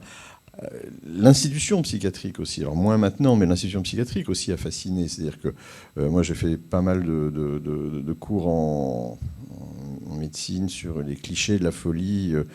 J'avais classé ça comme ça avec l'hôpital psychiatrique, le fou. Enfin voilà, il y a comment, notamment, une époque, il n'y avait pas un film sur la folie ou la clinique psychiatrique sans avoir la scène des électrochocs. Ça, c'était que ce soit Family Life, que ce soit tous ces grands films sur la folie. Et effectivement, il y a des films plus justes que d'autres dans leur manière de montrer. Je pense notamment à La Fosse aux serpents, ce film d'Anatole Litvak des années 30-40, qui était un très beau film sur la folie, peut-être moins caricatural que Voyage au-dessus d'un nid de coucou, mais en même temps, dans tout ça, il y a beaucoup d'éléments de réalité. Enfin, je veux dire, c'est vrai que comment être respectueux du patient, c'est vrai que c'est très compliqué. Mais je pense que quand je prenais exprès l'exemple de Joker parce que je pense que ça parle à tout le monde. Il n'empêche que la souffrance qu'il a d'être humilié, je pense que là, ça de la déstigmatisation. Ça, c'est de la déstigmatisation. Et on se voit se faire attaquer au début. C'est-à-dire que on sait très bien que les patients qui ont des maladies schizophréniques, notamment, sont beaucoup plus attaqués ou victimes que eux vont attaquer. Alors, le film dérape après dans le truc. En même temps, la santé mentale de Joaquin Phoenix, j'aimerais bien le voir de près, celui-là. Mais je pense qu'on ne sort pas indemne de tournage comme ça, quand même. Perdre 30 kilos, il a mangé quand même une pomme par jour pendant 3 mois, quand même, pour arriver à ça. Bon, faut avoir un psychisme particulier, quand même. Enfin, et l'acteur est un créateur, quand même, à ce niveau-là. Mais je pense qu'on ne peut pas éviter le stigmate. Dans stigmate, étymologiquement, c'est le même mot qu'institution. C'est-à-dire que le fou est une institution. Enfin, voilà, il faut nommer les choses. et les Mad Pride notamment, où on exhibe sa folie pour montrer sa différence, je ne pense pas que les personnes ont forcément envie d'être, de ne pas montrer qu'ils sont fous. Hein. Je veux dire, le problème, c'est la déstigmatisation, c'est le discours dessus qu'il faut tenir. Et c'est là que c'est très important d'avoir des soirées débats, des soirées où on met en mots ce qu'on ressent du film, parce que c'est ça le plus important. Ce que dit, j'avais noté la phrase de Joker, je ne sais plus où je l'ai mis, justement en revendiquant le stigmate. Ah oui, le pire quand on a une maladie mentale, c'est que les gens veulent que tu te comportes comme si tu n'avais rien. Et c'est une manière de nier. Si on nie le stigmate, on nie la maladie, on nie la différence. Donc c'est pour ça qu'on a une zone qui n'est pas si simple dans la déstigmatisation. Enfin, on a des campagnes de déstigmatisation, on n'a pas de campagne de stigmatisation, on fait attention à ne pas trop stigmatiser, mais c'est plutôt de la caricature. On est dans la caricature souvent, plutôt que dans le stigmate. Enfin, voilà. Mais la caricature, on a droit de caricaturer. Effectivement, merci beaucoup Marlène sur cette question de la stigmatisation, déstigmatisation et de l'effet, pas de l'effet, mais de ce qu'on peut y trouver justement dans le cinéma ou dans les séries. Comment on peut finalement décrypter une scène ou quelque chose comme ça. Pardon. Jean-Christophe est un peu revenu sur ce que je voulais dire, mais c'est pas grave du tout. Non, pas du tout. Je peux, mais je suis assez d'accord avec ce que tu as dit. Et non, mais c'est vrai que je pense qu'il faudrait vraiment établir une sorte de liste de critères qui stigmatisent, de mise en scène qui stigmatise la santé mentale. Et de voir un peu les troubles les moins bien représentés. Et je pense qu'on peut prendre aussi les troubles de la personnalité multiple qui sont vraiment pareil dans la caricature. On peut penser au film Split où il y a vraiment une sorte où on prend la maladie comme ressort narratif puissant et on l'utilise en fait et en le dépouillant un peu de tous les enjeux derrière de soins et d'empathie. Mais c'est vrai que la fiction a quand même cette force où elle peut inventer un nouveau régime d'image. Et pour moi, c'est... Et comme tu l'as dit, c'est aussi très important d'accompagner aussi tous ces visionnages par des ciné-débats. Et il y en a de plus en plus. Rien que le mois dernier, à Nancy, j'ai assisté à l'ouverture du festival Cinéma à la folie, Nouveau regard sur la santé mentale, qui a été ouvert par le documentaire de Nicolas Philibert. Voilà. Et voilà, c'est rappeler à quel point c'est important de compléter ces œuvres de fiction par du débat et par de l'échange. Voilà.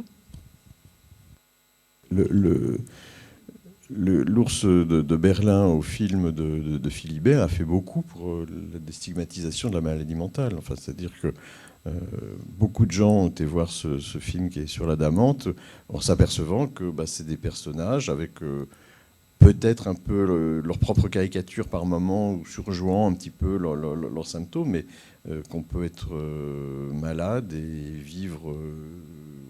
on peut vivre avec sa maladie, quoi, et relativement bien. Et je pense que c'était c'était pain béni pour nous qu'un film sur la psychiatrie à un moment où elle est très attaquée soit reconnu comme ça à Berlin. Surtout que Philibert, il n'est pas à son premier coup d'essai avec la psychiatrie. Merci. Et on parle, peut-être ce serait une dernière question pour clôturer cette table ronde avant les échanges. On a pas mal parlé aussi de la façon dont on montre la folie, le trouble, la maladie. Et Nathalie, moi, dans le film qu'on a vu tout à l'heure, ce qui m'a semblé aussi hyper important et intéressant, c'est aussi de montrer tous les facteurs protecteurs aussi en termes de santé que sont la famille. Elle dit, finalement, la famille contribue aussi aux soins par bon, d'un côté une forme de culpabilité à un moment donné qu'elle exprime, mais en même temps, voilà, quand elle voit sa mère pleurer, on sent que ça l'affecte aussi. En tout cas, elle exprime ça. L'accès à la santé, puis on voit la danse aussi, la pratique du sport. Comment est-ce que, enfin, est-ce que c'est quelque chose qui était voulu aussi, que de montrer tout ce qui permet de se raccrocher ou de aller de l'avant, c'est toujours une mauvaise façon d'exprimer la chose, mais voilà, tous ces facteurs protecteurs, est-ce que c'était une volonté aussi de les montrer et de pouvoir axer une partie du film dessus? Parce que ça fait partie de ces trajets de vie-là. Et par ailleurs, par rapport à toute personne qui a une maladie mentale, elle n'est pas que cette maladie mentale. Et donc, voilà, c'est évident. Voilà. Et par rapport à...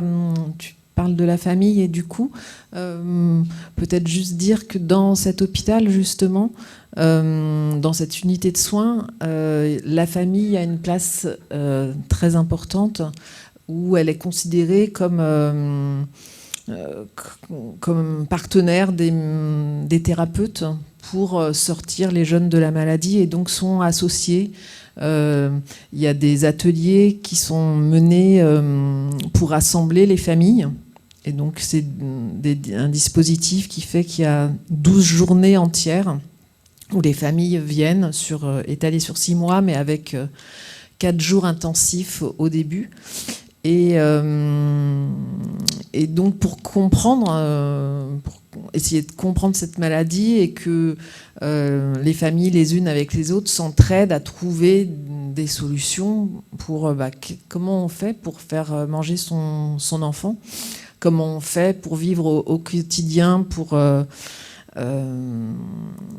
et puis aussi pour se décharger, échanger. Il y a énormément plutôt des mères qui arrêtent de travailler parce qu'un enfant qui est anorexique, il va être tenté de cacher la nourriture, il va peut-être aller vomir, il va aller faire du sport dans son coin, et ça veut dire qu'il faut une surveillance 24 heures sur 24. Donc c'est très... c'est une maladie qui affecte un enfant, mais aussi toute sa famille, et les frères et les sœurs aussi, évidemment. Et donc, il y a ce dispositif comme ça dans cet hôpital qui fonctionne plutôt bien, qui n'est pas suffisant, hein. Il y a énormément d'autres soins qui accompagnent ces ateliers familiaux, mais en tout cas qui aident énormément. Et donc, oui, par rapport au film d'atelier, c'était important. En fait, j'ai demandé aux jeunes d'écrire leur propre histoire. J'ai fait des entretiens aussi beaucoup, et j'ai rassemblé tout ça avec le texte, en donnant ce texte-là. Et par rapport aussi, la maladie de Parkinson, c'est pas du tout une maladie mentale, mais en tout cas, ça met à mal la santé mentale. Et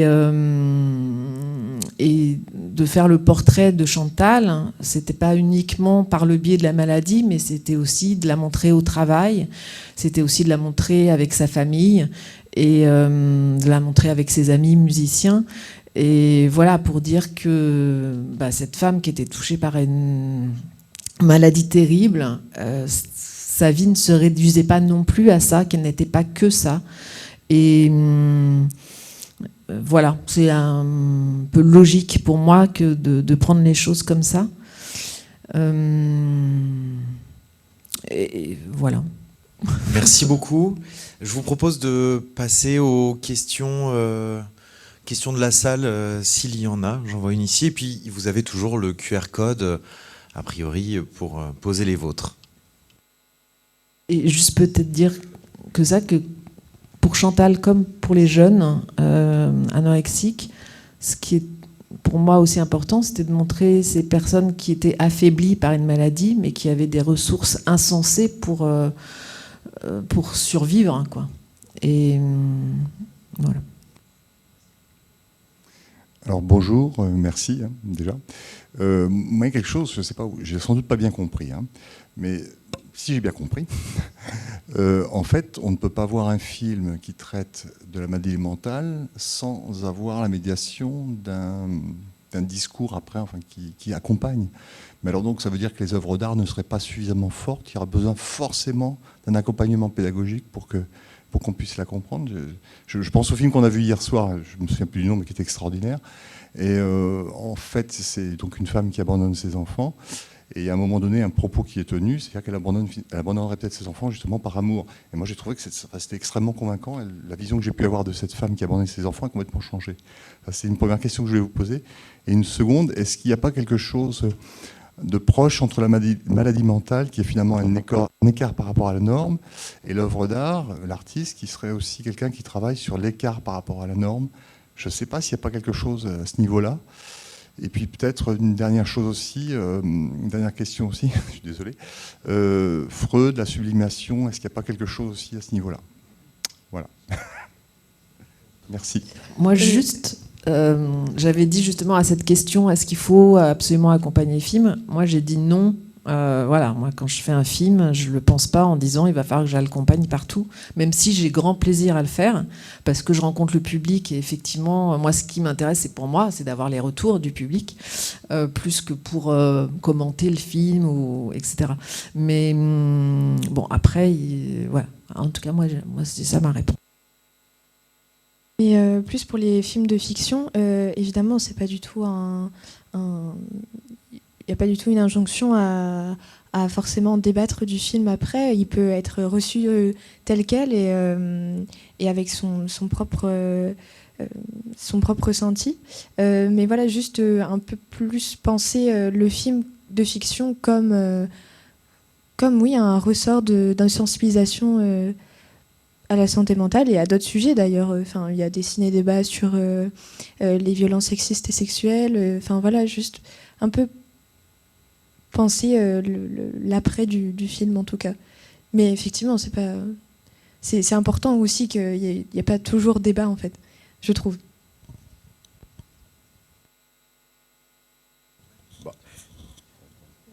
Oui, bien sûr que non. Pour moi, le cinéma, c'est une œuvre d'art. Donc la question, ça en fait déjà deux. Et c'est vrai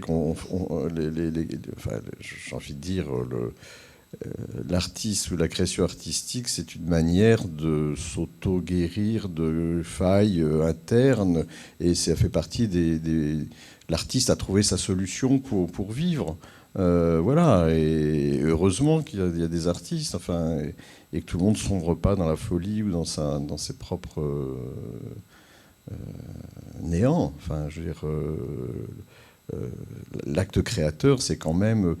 Alors, l'acte créateur, ce qui est important, quand même, c'est par rapport à l'art brut ou aux arts, disons, faits par les singuliers, je ne vais pas dire les malades mentaux parce que j'aime pas ça, mais c'est de pouvoir s'en séparer. C'est-à-dire que c'est Didier Anzieux qui en faisait le 4e stade de la création, c'est le moment où on peut se séparer de l'œuvre. Si on se sépare de l'œuvre, on peut admettre qu'elle est finie, c'est-à-dire déjà, voilà, c'est fini, ce qui peut ne jamais arriver dans la psychose, et il y a un destinataire, c'est pour quelqu'un d'autre, voilà.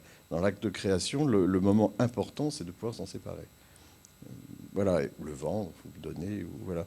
Mais ça, c'est dans les œuvres d'art brut, on voit bien que c'est on va à Lausanne ou à la Racine, c'est des œuvres qui n'ont pas de fin. Enfin, la fin, c'est la bordure, quoi, parce qu'il n'y a plus de papier, parce qu'il n'y a plus de bois, voilà. Mais voilà, c'est de pouvoir arrêter, décider que ça s'arrête. C'est-à-dire qu'il y a une temporalité, il y a un début, il y a une fin, il y a une création. Mais heureusement qu'il y a des artistes. Et pour moi, un film, c'est du collectif qui fait un film. Donc c'est une autre manière de créer, mais c'est quand même... je veux dire, heureusement que moi, je parle des films documentaires ou fiction, mais c'est forcément une création. Merci. Là, ça fait du bien. Merci beaucoup. Je propose qu'on passe à la question suivante.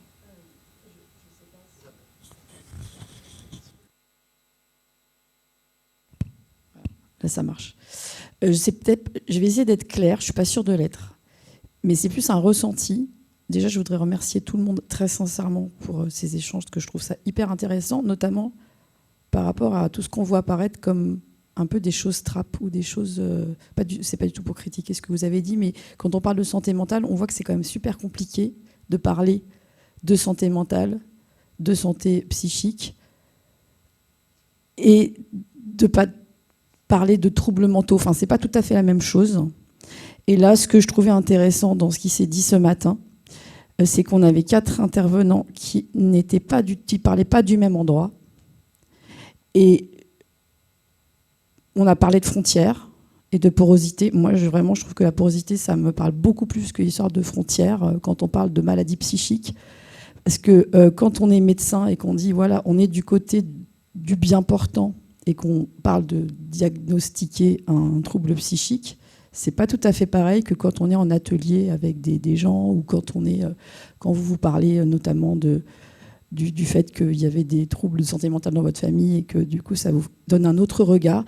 Ça m'a énormément touchée, vraiment.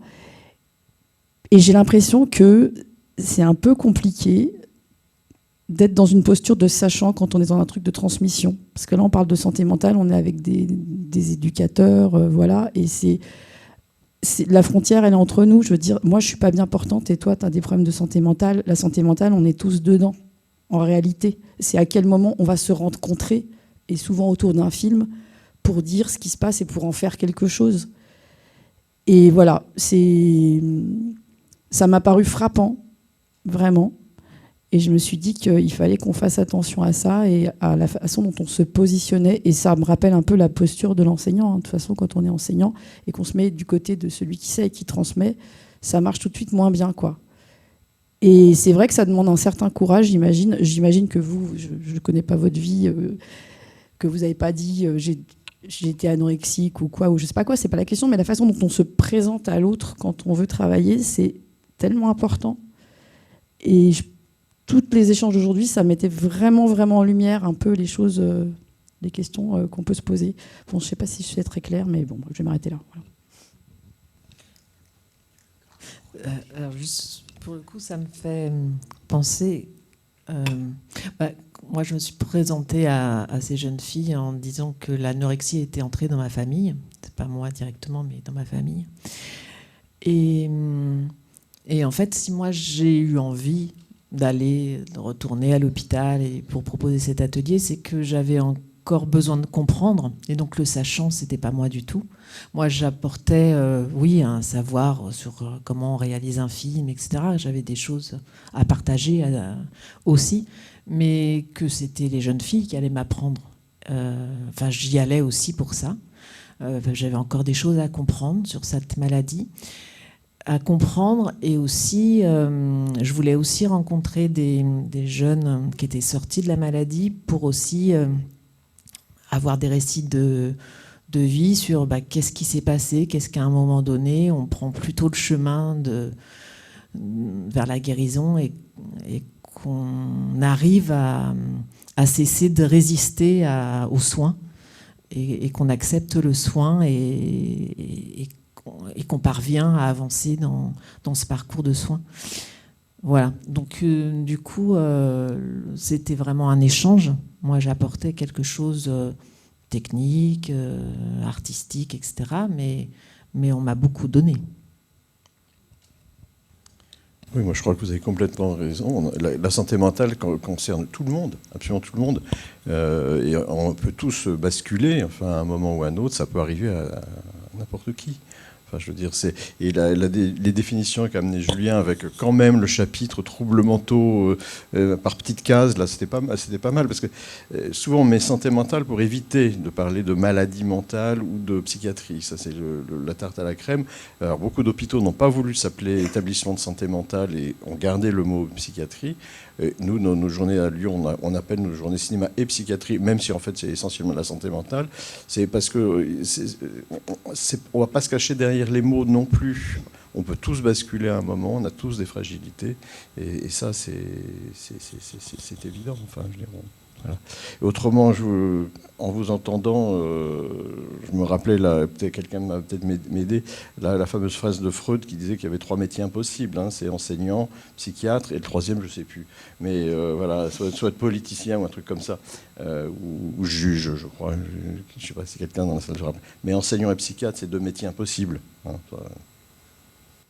En fait, nous n'avions pas de questions via le QR code. Peut-être que vous en aviez posé, mais on ne les a pas vues. On peut en prendre encore une parce qu'on doit libérer la salle à midi. Mais vous pourrez retrouver les intervenants, les intervenantes dans le cinéma plus tard. Bonjour, moi j'ai une question très simple pour Nathalie par rapport au petit film qu'on a vu, là, Le Petit Régime. J'ai trouvé qu'il y avait plein d'images qui étaient des très belles métaphores, notamment l'escargot. Je voulais savoir si ça venait des jeunes ou si c'est des choses qui leur a été proposées. Voilà, c'est très, très, très terre à terre ma question. Je crois, je ne suis pas sûre à 100%, mais en fait, l'escargot, c'est venu de cartes qui sont données dans le parcours de soins. On demande aux jeunes de choisir une carte qui sont des... comment on les appelle ces cartes qui symbolisent en fait un moment de la maladie ou le soin ou l'état dans lequel ils sont. Comment on les appelle ces cartes? Et bref, et donc il y a une carte où il y a un escargot et c'est une carte qui est souvent choisie par les jeunes parce que ça symbolise la lenteur, la difficulté. Il y a effectivement, on porte une grosse carapace, etc. Et donc je ne sais plus trop comment ça s'est goupillé, si c'est moi qui ai amené, mais en tout cas, je leur avais proposé de regarder ces cartes et de voir s'il n'y avait pas des choses dont on pouvait s'inspirer pour le film. Oui, bonjour. J'avais une question sur l'art-thérapie, parce que comment vous vous positionnez par rapport à des actions d'art-thérapie ? Parce qu'il y a quelques années, quand on arrivait dans des hôpitaux ou des instituts, on nous disait attention, n'allez pas sur ce terrain-là, ça c'est l'équipe médicale. Est-ce que les frontières ont bougé aujourd'hui par rapport à ça, à la place de l'artiste dans ces structures-là, pardon.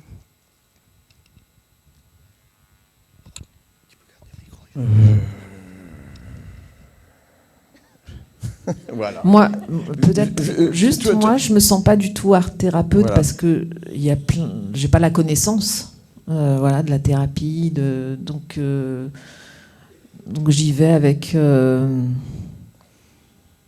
que je suis, et en écoutant énormément. Moi, c'est voilà. Donc voilà, je sais que je suis pas art thérapeute et j'ai pas la prétention de. Je pense que ça aide, mais comme toute personne qui fait un acte créatif, je pense que ça aide. Donc, forcément, ça peut aider aussi. Mais je prétends pas les soigner, par contre. Je peux simplement dire que dans l'état actuel des hôpitaux psychiatriques et de certaines idéologies médicales, la question ne se pose plus. Voilà, on retrouve moi qui travaille maintenant beaucoup avec une cinquantaine de structures du social, par contre, où les personnes, disons, atteintes de troubles chroniques, finalement, ont été rebasculées dans le social et dans les CHRS, dans des structures d'hébergement. Et là, on embauche des art-thérapeutes qui ont absolument toute leur place. Comme à une certaine époque, dans les soins de secteur psychiatrique, on avait des art-thérapeutes, c'était formidable. Mais je ne crois pas que les hôpitaux actuellement fonctionnent comme ça. J'ai pris un peu de distance avec l'hôpital depuis 10 ans. Merci beaucoup. Je vous propose de donc conclure cette table ronde. Je remercie les intervenants, l'archipel des Lucioles et puis le club et les professionnels en régie qui sont là. Et vous, évidemment, merci beaucoup.